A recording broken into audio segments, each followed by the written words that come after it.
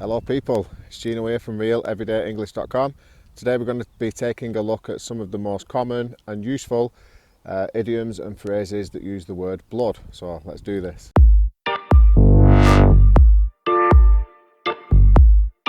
Happy Sunday, welcome back to the channel. If this is your first time here and you enjoy today's content, you might want to consider subscribing, and if you do subscribe, make sure you hit the little bell notification so that way you'll never miss future uploads. You'll get a notification that tells you every time I upload a free lesson.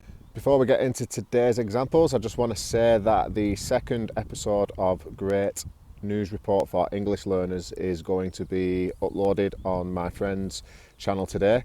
It's Rod, the Brazilian English teacher. We've been doing this project together for the last month now, and it's something that we're going to continue doing. So make sure you look out for that video today. I think you'll find it incredibly useful. Okay, let's start talking about some sayings that have the word blood in them. Now, this one wasn't on my original list, but I've just thought of it now, and it's a very common one, particularly here in Northern England, and it is to draw blood. Okay, now to draw blood basically means to make bleed.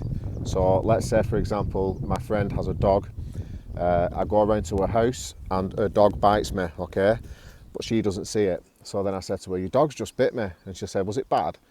And I could say something like, well, it drew blood. It drew blood, and it means it made me bleed. Another really common one you'll hear is people saying this exact sentence, it makes my blood boil. And it means it makes you incredibly angry, okay? So as some of you know, I run a litter picking group in my local town, and when I see litter in the streets, it makes my blood boil. The next one, blood, sweat and tears. When you say that you've put blood, sweat and tears into something, it means that you've put a lot of effort into it, okay? So let's say, for example, you buy a house which is a wreck, it needs renovating, and you do most of the work yourself, and at the end the house is really nice, it's really modern. You can say something like, it looks good today, but there's a lot of blood, sweat and tears gone into this, and it means there's a lot of effort been put in. Own flesh and blood, your own flesh and blood, or his own flesh and blood, or her own flesh and blood.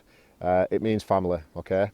And it's usually used in a way where somebody's done something that they perhaps shouldn't have done, and you'll hear people saying things like, how can you do that to your own flesh and blood?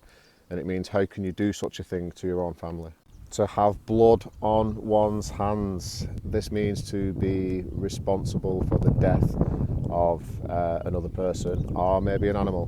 But if someone is described as having blood on their hands, then it means they are responsible for the death of another organism, being. Okay? In one's blood. When something is in one's blood, it means that it's a part of their character or personality, okay? So if they're really good at doing something or they really enjoy it, you will say that it's in the blood to do that. Another common use of it is when, for example, let's say there's a mother and a daughter, okay? And the mother is a really enthusiastic painter, and the daughter also turns out to be an enthusiastic painter. Then you can say something like, it's in her blood to be a painter, because she's turned out like a mother who was also a good painter.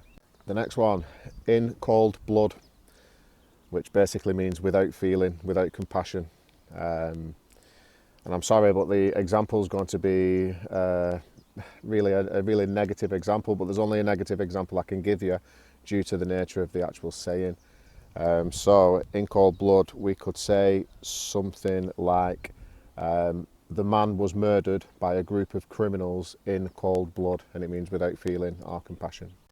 This next one's incredibly useful, and it is like getting blood out of a stone. And what this means is that it's incredibly difficult to get something from someone, all right?